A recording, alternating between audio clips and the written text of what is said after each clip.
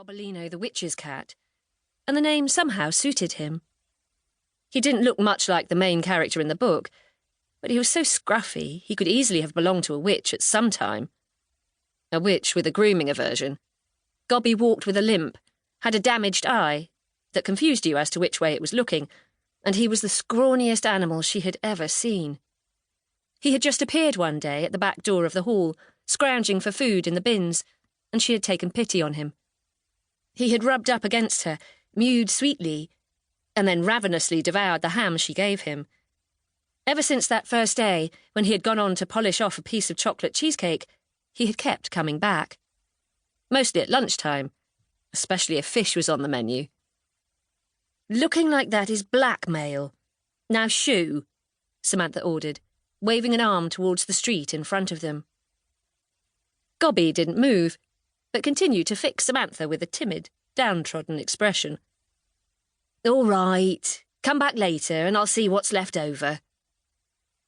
Happy with the response, as if he understood, Gobby turned his back on Samantha and sprinted off down the street in the direction of Andre's kebab shop. Samantha hoped he found some scraps and didn't end up skewered and on the menu. Pulling at her cold, ice-ridden hair, she went back behind the brick facade to sit down at the front desk. Woolston Civic Hall wasn't exactly the Prince of Wales Theatre.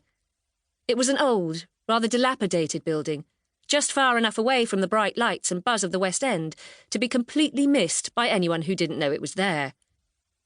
Samantha's parents had been regular visitors to the hall, attending shows ranging from slapstick comedy to opera and everything in between.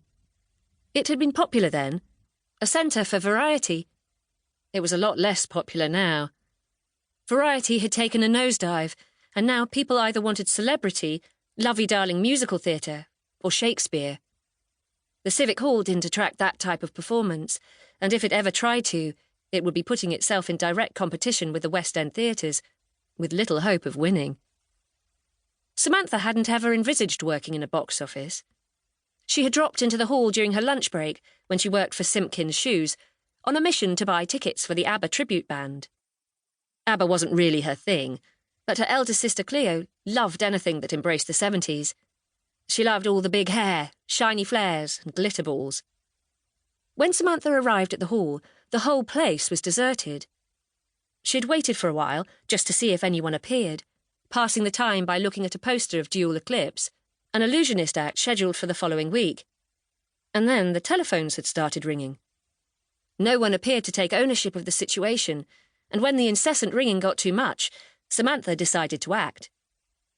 She had answered the first call and given someone directions, and on the second call, managing to navigate the computer system, she had sold 6 tickets to Puppetry of the Penis.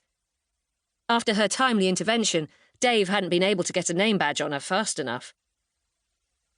She had started work at the hall 2 weeks later, and that was 5 years ago.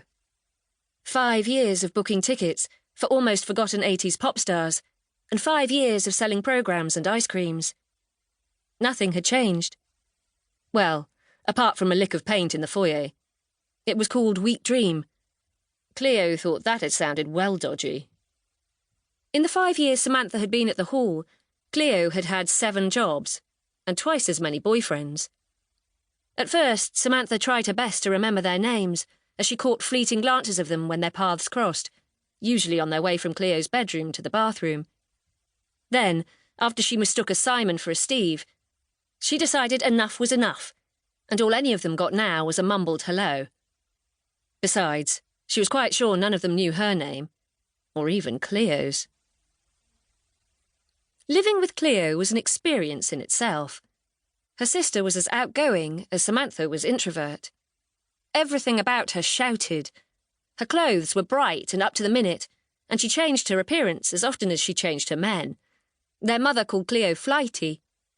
Samantha had always thought that was a bit of a put-down, but Cleo treated it almost as a compliment. Flighty to Cleo meant exciting and mysterious, someone who experienced all things with passion and pizzazz.